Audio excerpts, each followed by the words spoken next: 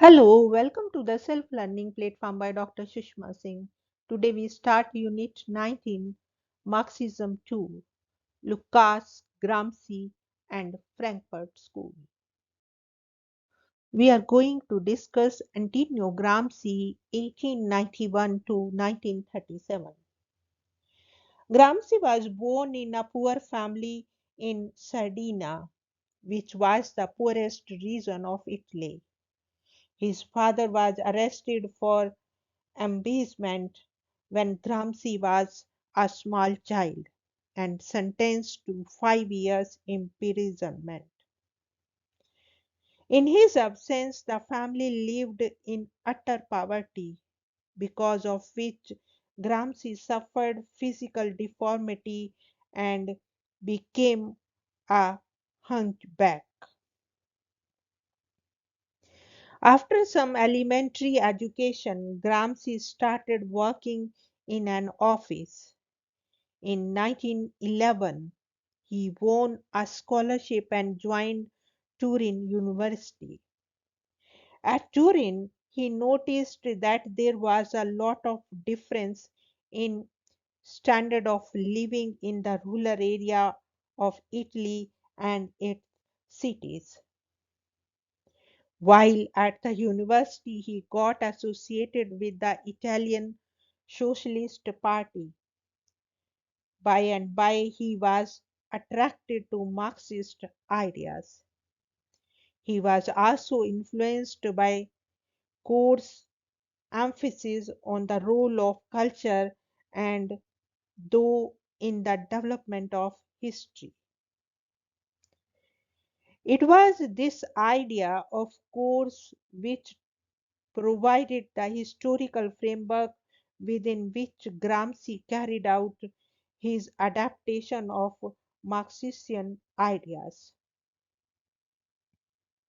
In 1914 and 1915, he attended a series of lectures on Marx, which made him particularly interested in the problem of relation between the base and the superstructure. He began to engage himself in the workers' movement when the Italian Communist Party was founded in 1921. Gramsci became one of its founding members. Soon he became its general secretary and was also elected to the Italian parliament. He was arrested in 1926 in the wake of the rise of fascism and remained imprisoned till his death. During his prison life, he wrote on several topics. These writings were published later as prison notebooks. It is these notebooks of Gramsci which made him a great theoretician of Hegelian Marxism, along with Lukacs. His other major work is Modern Prince and other writings. Next point is notion of hegemony. Gramsci's prison notebook and Modern Prince and the other writing deal with diverse issues of politics, history, culture, and philosophy. But in this unit, we will refer to only some of them. His notion of hegemony, his views about the role of intellectuals, his philosophy of paradox, and his analysis of relations between the base and the superstructure. Out of these, his notion of hegemony is considered to be the most significant and original contribution of Gramsci. In the previous unit, it was pointed out that in all societies there are two classes: the class which owns the means of production and the class which owns only labor power. The class which owns the means of production establishes its rule over the class and which owns labor power and exploits it. Thus, in the Marxian scheme, the capitalist state is the managing committee of the bourgeoisie, which facilitates and legitimizes for exploitative processes in the society. It is the economic power or the ownership of means of production that enables the ruling class to remain in power. Gramsci contested this Marxian position. He argued that the ruling class maintained its domination in diverse ways, including the use of force, use of its economic power, and the consent of the ruled. In other words, the bourgeois class maintained its domination not merely by force, but in several non coercive ways. Two such non coercive ways prominently come out in his writings. One of them is the ability of the ruling class to impose its own values and belief system on the masses. Gramsci argued that the ruling class uses various processes of socialization to impose its own culture on the ruled. The ruling class attempted to control the minds of men by imposing its own culture on them in several subtle ways. So, cultural hegemony of the ruling class is the basis of its ruling power. Secondly, he argues that the ruling class does not always work for its narrow class interest. In order to maintain its ruling position, it enters into compromises and alliances with other groups in society and creates a historic bloc. It is this strategy of creating a social bloc which enables the ruling class to get the consent of the ruled. You will notice that this argument of Gramsci is completely a variance with the orthodox Marxian position in which the class rule of the bourgeoisie is justified on the basis of its control of means of production. In other words, in the Gramscian argument, the role of idea and culture becomes central instead of economic factor. Secondly, Gramsci's explanation of domination of the ruling class in terms of its compromises and alliances with other allies underplays the orthodox Marxian position in which the state is viewed merely as a managing committee of the bourgeoisie, so much so that Gramsci also suggested a system of alliances for the working class to enable it to overthrow the bourgeois rule. He emphasized the need for creating a historic bloc. Next point is the role of intellectuals. Here a question arises as to how does the ruling class establish its hegemony in society? Gramsci argued that it does so with the help of intellectuals, but he added that intellectuals could also play a significant role in the revolutionary transformation of society. He argued that intellectuals provide a philosophy for the masses so that they do not question the ruling position of the bourgeoisie. In this respect, Gramsci talked of two categories of intellectuals: traditional intellectuals and organic intellectuals. The former largely refers to those who think that they are not linked to any class. In this sense, they are independent. Organic intellectuals, on the other hand, are those who are actively and closely associated either with the ruling class or with the masses. Those who are associated with the ruling class churn out ideas, which helps in legitimizing the rule of one class over the other. Those who are associated with the masses work for and provide leadership to bring about revolutionary changes in the society. Such intellectuals emerge from within the working class. Next point is philosophy of praxis. Gramsci wrote in his prison notebook that his philosophy of praxis is a reform and a developed form of Hegelianism. For him, philosophy of praxis is interaction of theory and practice.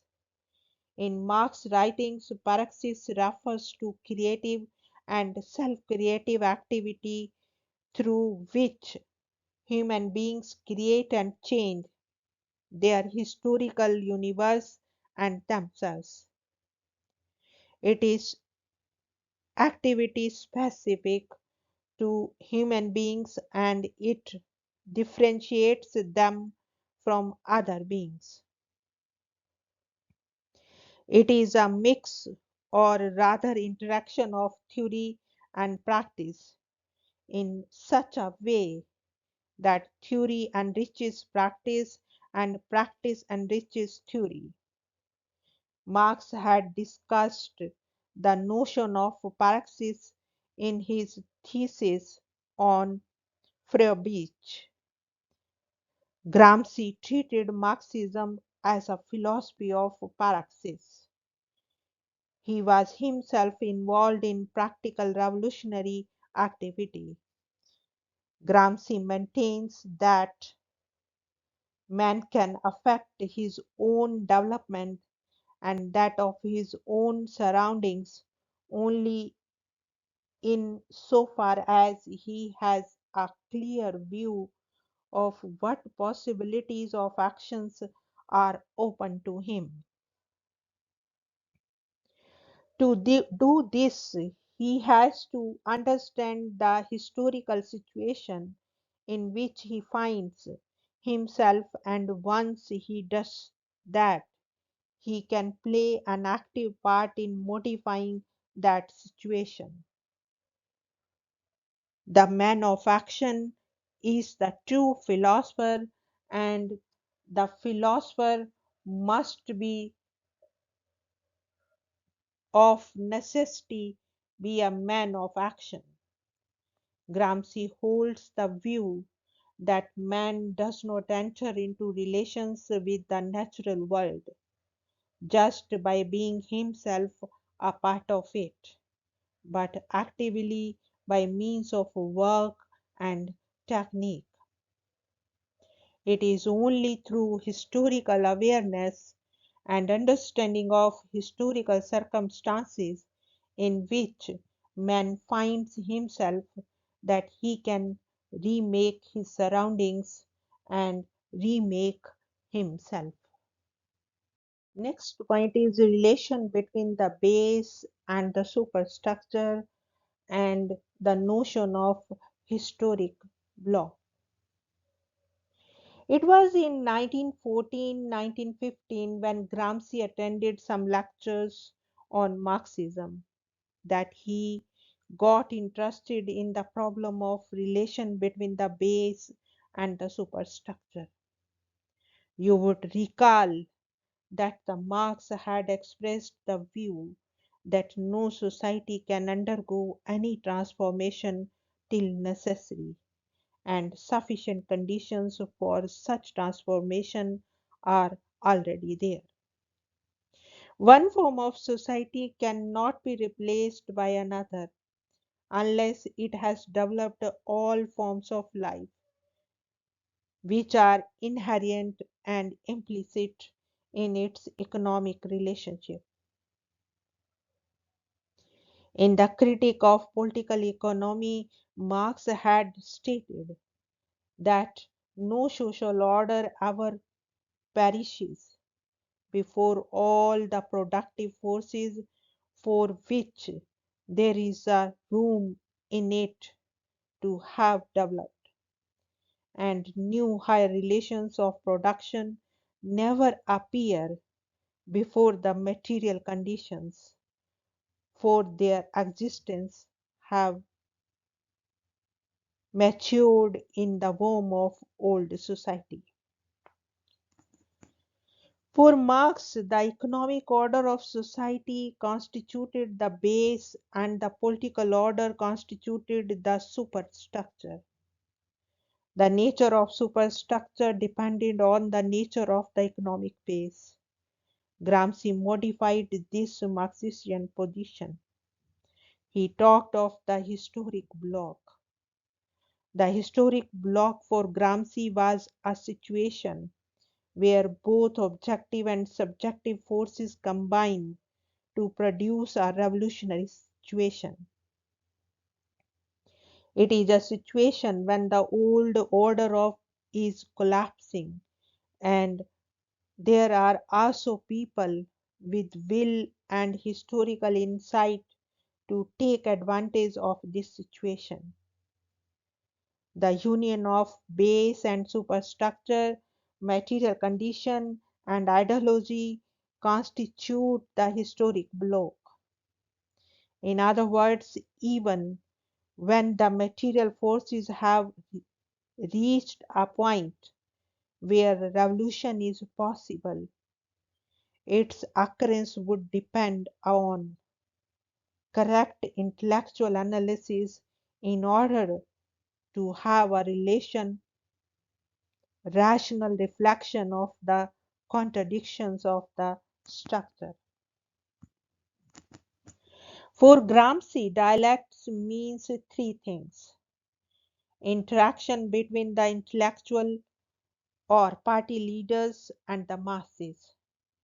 Second, explanation of historical developments in terms of thesis, antithesis, and synthesis.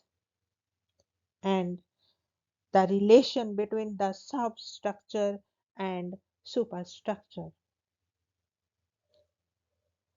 In vulgar Marxism, the superstructure, that is, the ethics, laws, philosophy, art, and the whole realm of ideas, is directly conditioned by the economic system by means of production and exchange.